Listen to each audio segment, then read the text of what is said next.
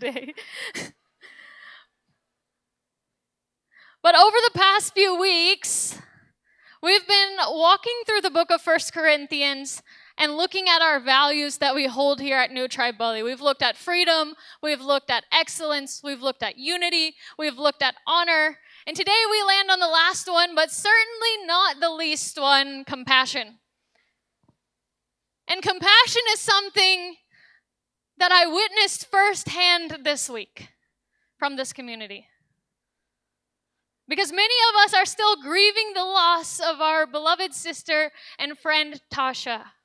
And I witnessed a community that at a drop of a hat, you picked up all your plans and you threw them to the side and you went to the hospital to surround each other, to grieve with each other, to do the hard things for the family that wasn't here yet. All in an act of compassion and honor towards our sister and our friend Tasha. And so this community is built on compassion. And if I'm being honest, whenever I got the topic that I was going to speak on compassion, and it had to be out of 1 Corinthians, I was like, come on, seriously?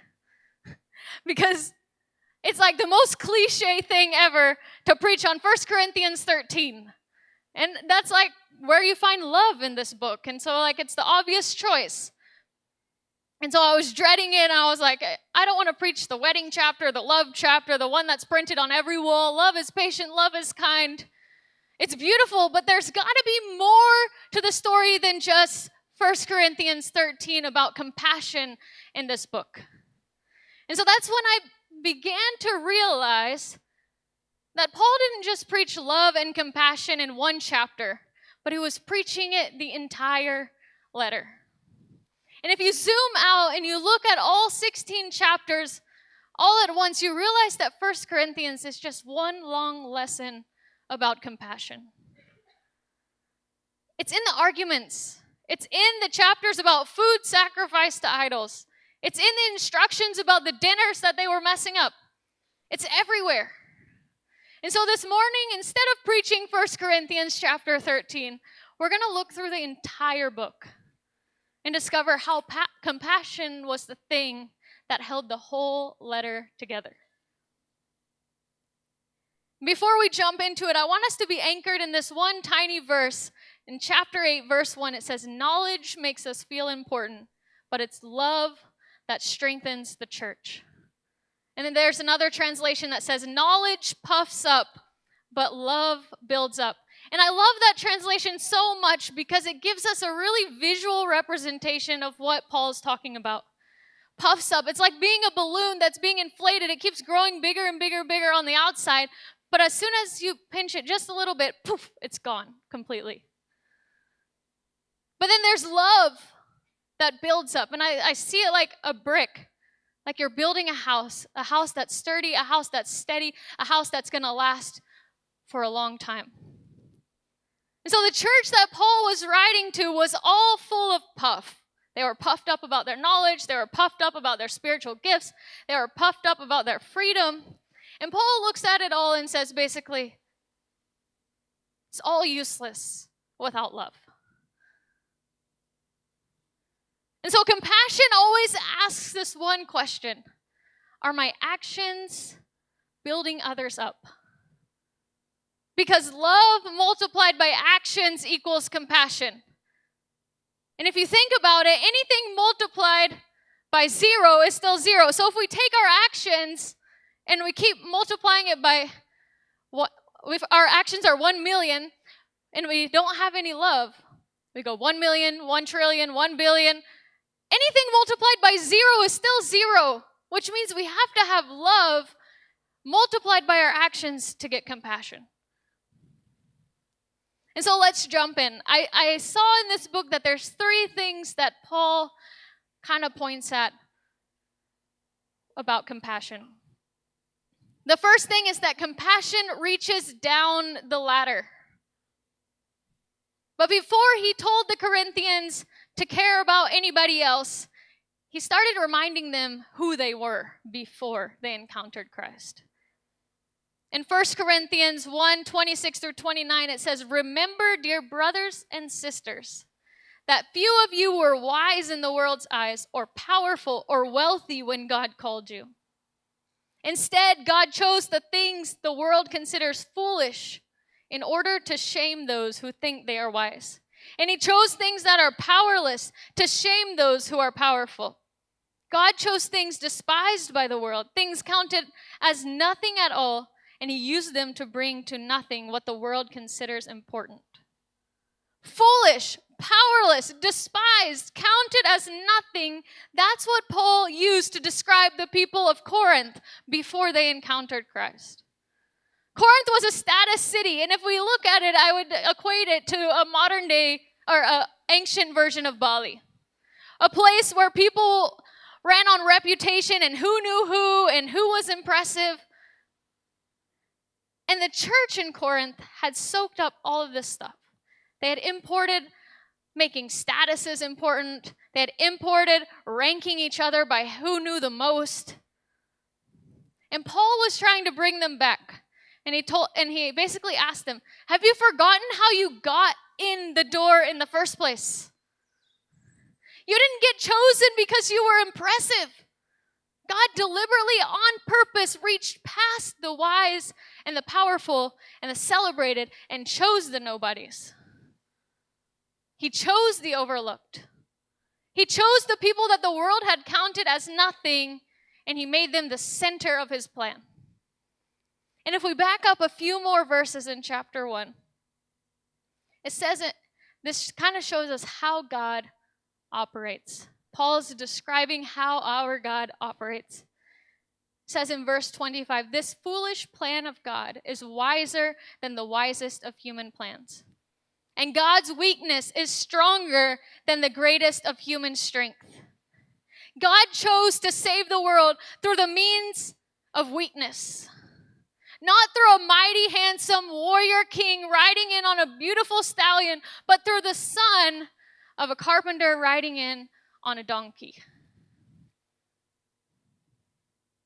Are you starting to get the picture that God's compassion reaches down the ladder? God's compassion runs downhill. It runs towards the weak. It runs towards the small. It runs towards the unimpressive and the overlooked.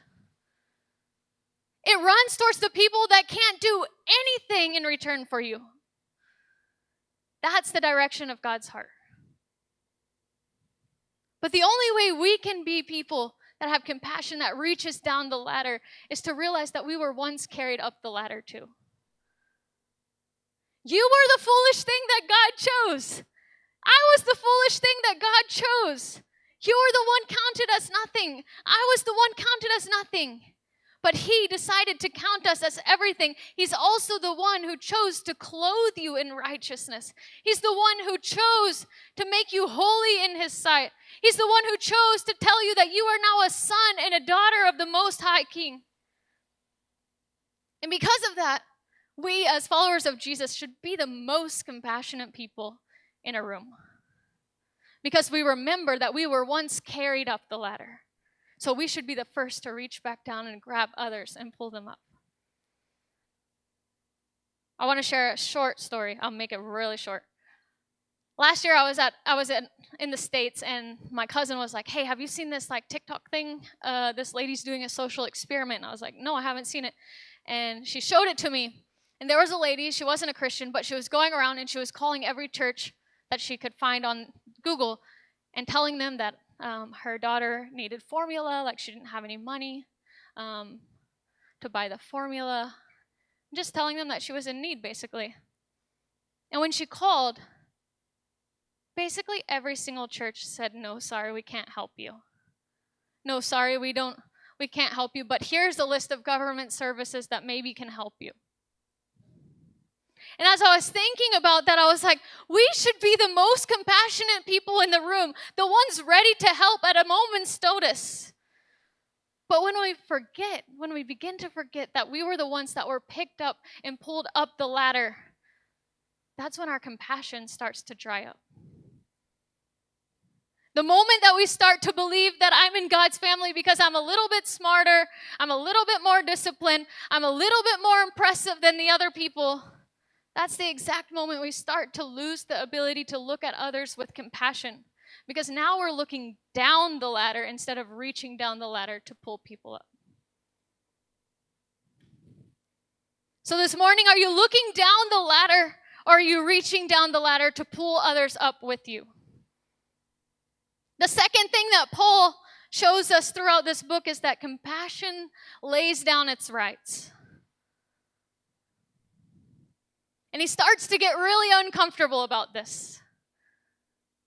And if you read through the book, I encourage all of you to go and read 1 Corinthians at least once, maybe twice, because there's stuff in there that's really good. But if you start reading, there's a pattern that starts to emerge in the middle of the book. And it's the same pattern over and over and over again. Paul takes the people who are strong, the ones who are right, the ones who are free, the ones who are gifted, and he tells them to limit themselves for the sake of the people who are weak. Again and again and again. There's 4 places in this book that show us the same exact pattern, but I'm just going to give you 2 because we don't have time. In chapter 6, the church is arguing. They're suing each other. Sometimes church people are the worst, right? You're suing each other. You're angry at each other. The believers in Corinth were dragging each other, trying to win, trying to show that they're better. And Paul, in his witty ways, asks a question that when the Corinthian people read it, they probably were like, what? Because he said, why not just accept the injustice and let yourselves be cheated? Why not just accept the injustice and let yourselves be cheated? That's not easy to do, is it? But Paul was trying to show them that there's times in our life when the most Christ-like thing we can do is lose on purpose. To absorb the wrong rather than to win at the sake of losing your brother, of losing your sister, of losing your family. Because the world says win, win, win. I need what's mine. And Paul says that compassion would rather be wronged than to let someone in the family be broken. The second place is in chapters 8 through 10, and it says this.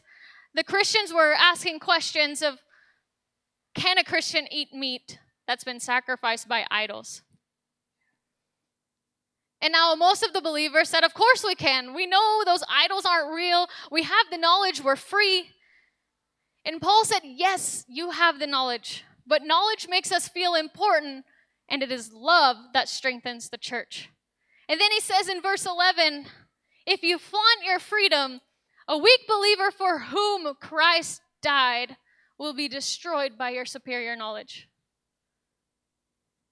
A weak believer for whom Christ died will be destroyed because of your superior knowledge.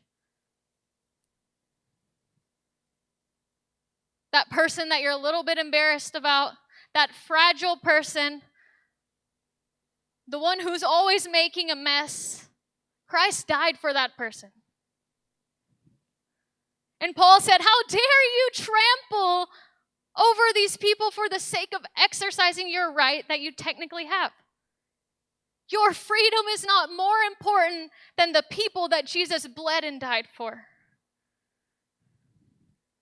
But compassion always says, I'll gladly give up something I'm completely free to do if it would mean hurting someone else. I will gladly give up something I'm completely free to do if it meant saving someone else. And then he brings it all together in chapter 10. In verse 24 and 33, he says, don't be concerned for your own good, but for the good of others. And then in verse 33, it says, I don't do what is best for me. I do what is best for others so that many may be saved.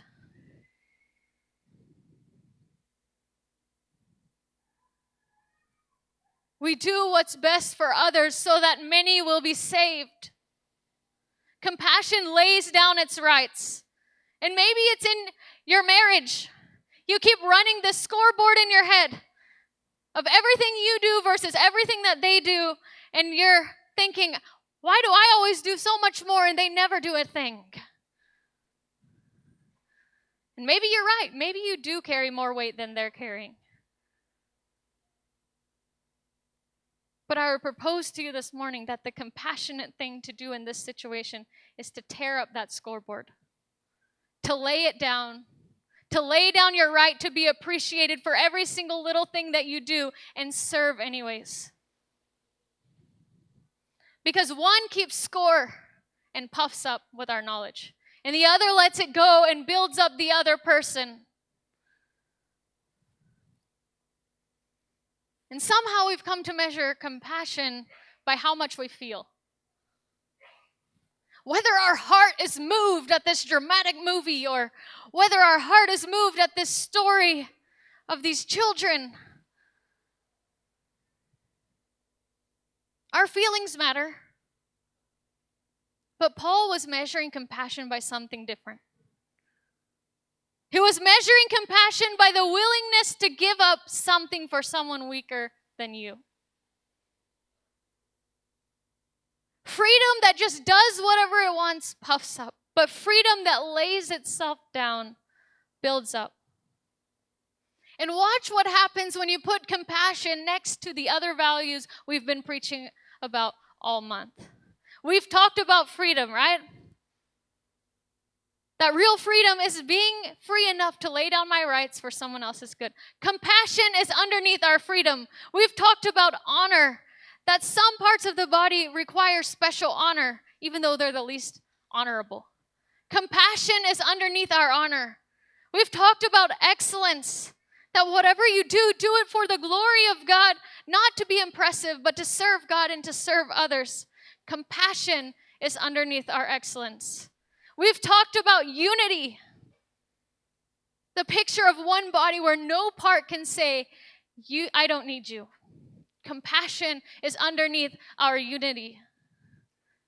You can pull the thread on any of these values and you'll see that there's compassion underneath. Compassion is the thing holding them together. Compassion is not just the fifth value that we happen to land on last, but it's the heart that actually makes all of our values matter and actually work. Freedom without compassion, it becomes selfishness. Honor without compassion becomes flattery. Excellence without compassion becomes just a performance. And unity without compassion just becomes an exclusive club where we expect everyone to do what we're doing.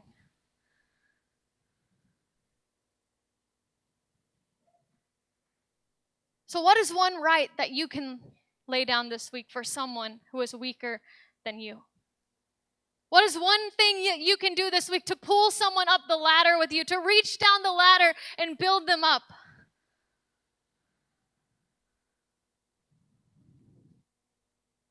The third thing that Paul says about compassion is compassion suffers with the body. And he gives us two examples, the dinner table and the human body. But I'm going to skip to the human body. Paul says that God designed the church like a body, with all these different parts.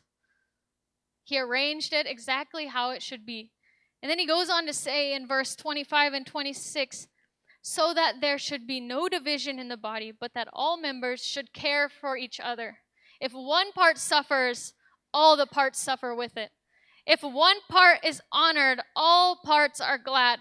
If one part suffers, all parts suffer with it.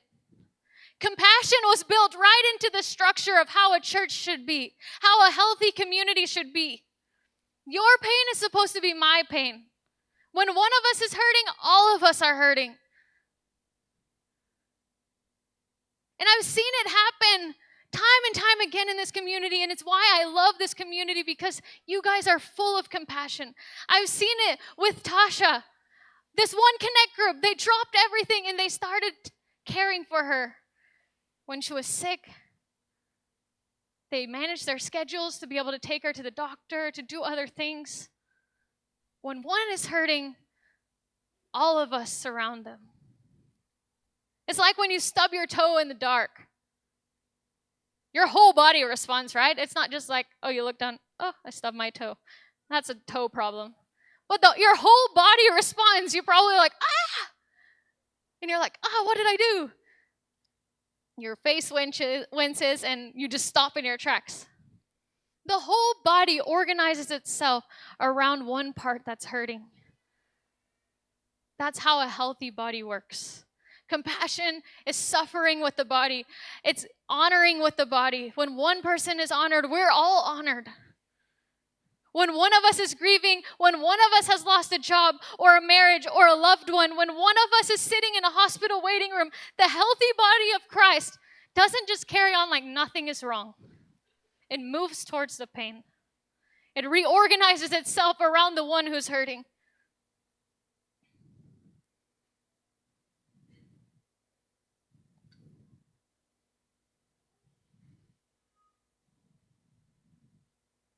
And then Paul ends the whole letter.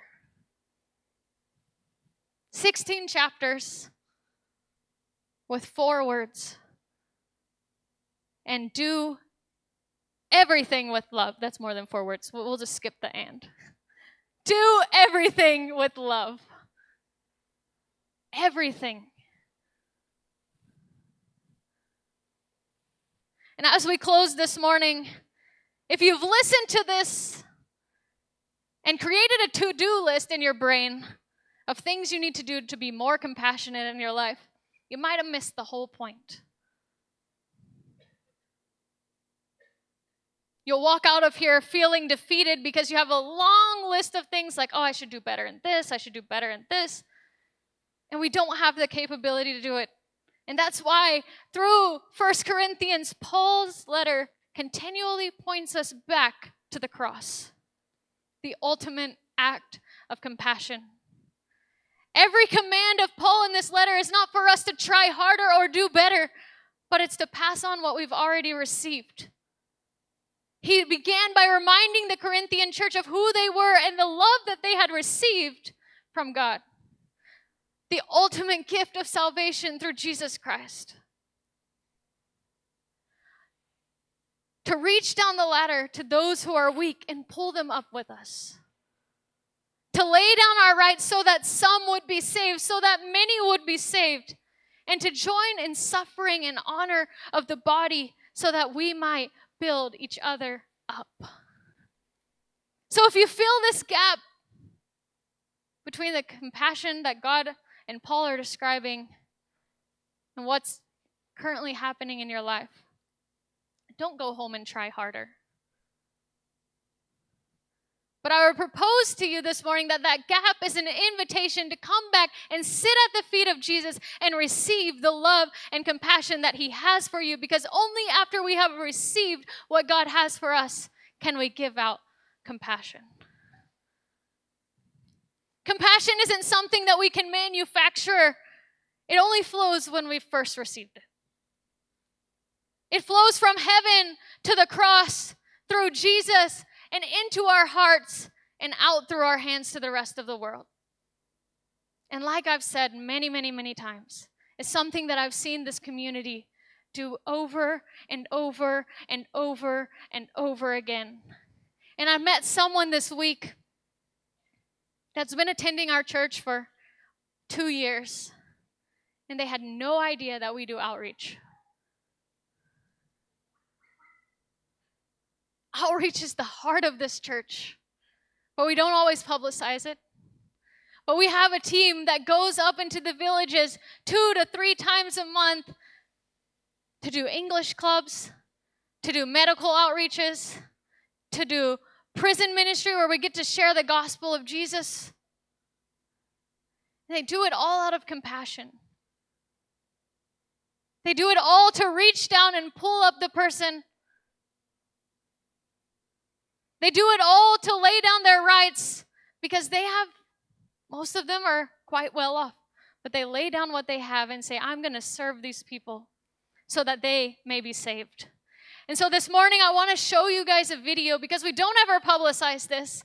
And so I want to show you guys a video of what's been going on in what we call our special operations team, our outreach team.